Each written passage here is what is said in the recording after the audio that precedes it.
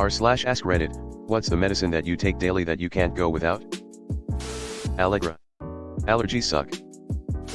At first I read algebra. Strange, but okay. Same. I take Zyrtec though. If I don't, I'm an absolute mess. And yes, allergies suck. I agree. It's Claritin for me because it doesn't make me sleepy, but I need it every day. Once in a while I try to not take it, but clearly I'm allergic to everything because it'll break out in hives and sneezing. I have other meds I need to take, but antihistamines make life bearable. Have you tried the r/Costco version? Works great and costs a fraction as much. Wellbutrin XL. I can actually clean my house and do things I enjoy. Wellbutrin actually got me to lose weight. Wellbutrin tried to kill me and sent me into anaphylaxis. I'm adding a low dosage non-XL in the afternoon and hope it helps. The regular XL in the M isn't enough anymore. Sigh. Wellbutrin gave me seizures and amnesia. My doc was so concerned that he told me to tell future providers that I'm allergic to it because no one will believe me if I say they gave me seizures. Synthroid. I don't have a thyroid. Every other day my iron supplements. Getting severely anemic sucked. Which one you on? I get iron from my diet, but my body just won't absorb it. Iron pills is horrible constipation. I just came off 6 infusions and they want 2 more. FML. Lisinopril, my blood pressure medication. I had to switch to losartan. Lisinopril gave me a horrible cough. Same. Helps keep me from having another stroke. Also take Topamax because after that stroke I began having vestibular migraines almost daily and I prefer not falling down. Insulin and Adderall. To be fair, going without my Adderall isn't going to kill me, I'll just be in a low-level daze. The best way I can describe it is like when your computer slows down because there are so many processes running that your RAM usage is at 99%. This is an amazing description. I've always explained it to people as waking around with foggy glasses all day. Yeah, sure, you can probably see kinda where you're going, but it's really fucking hard. Pantoprazole keeps my stomach acid from eating my esophagus. Me neither. I take the genetic levothyroxine, T4, and also a tiny dose of Cytomel, liothyronine T3, for my brain, as my body was not converting T4 to T3 well enough. Costs me $2 per day to use my brain. Same. Already have Barrett's esophagus. Benefit is the drug works so well I can eat anything. Maybe a slight cancer risk, but I'm going out with an empty tank. I have to take Seroquel or I don't sleep. I've been hospitalized and had tests done, severe insomnia. If I don't drink them, I just don't get sleepy and will go days without ever experiencing actual sleep. Same. It's been a miracle drug. Fluoxetine. It is a neurotransmitter medication that fires up serotonin. I use it for my anxiety and panic attacks.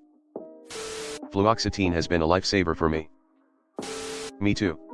Depression and anxiety, fueled by ADHD and some trauma. It's been a lifesaver for me.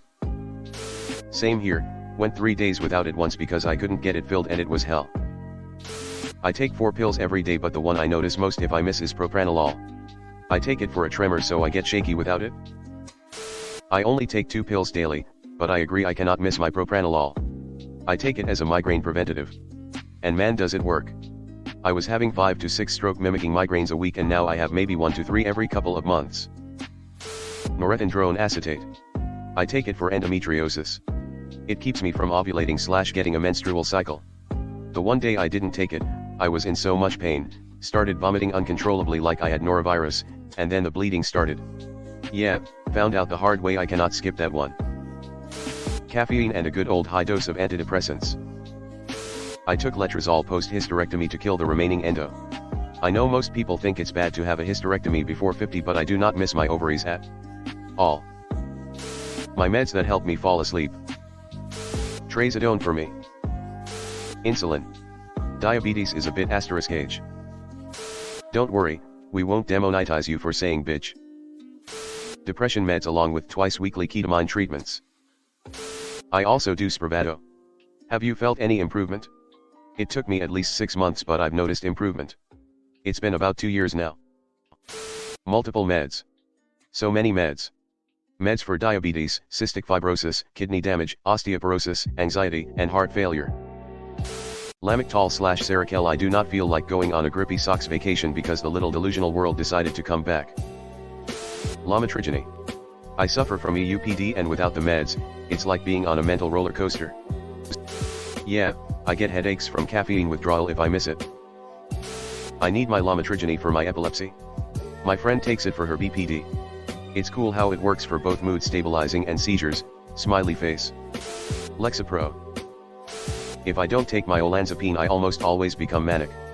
I technically won't die, but I will go balls to the wall insane and we don't want that. Same. Olanzapine keeps me sane and not a piece of shit.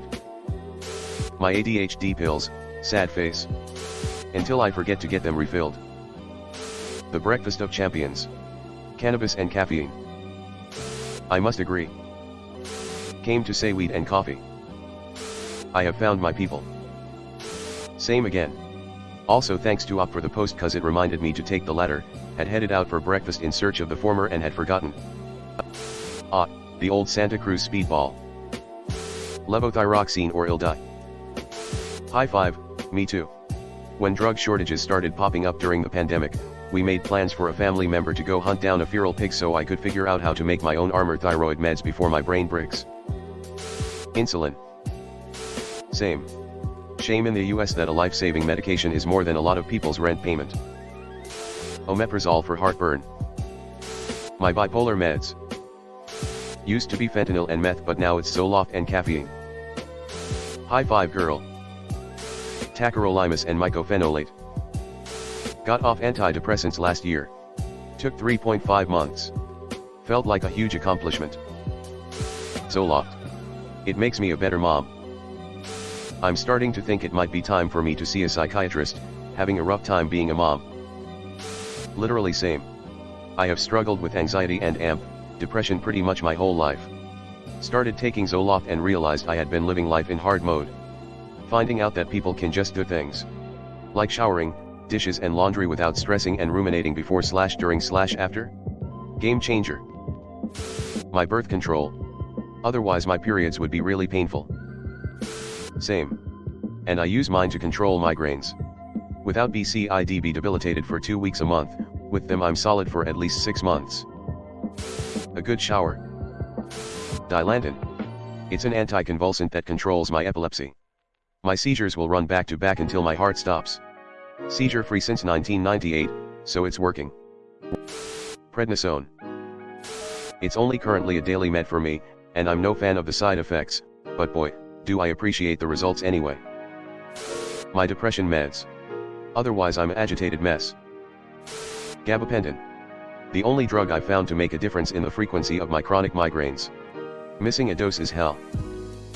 Exemestana, aromasin, a hormone suppressant to keep my S3 estrogen-eating breast cancer in remission. Bonus with kid hot flashes and hair loss, plus bone loss, ugh. All of them. My Synthroid and my happy pills.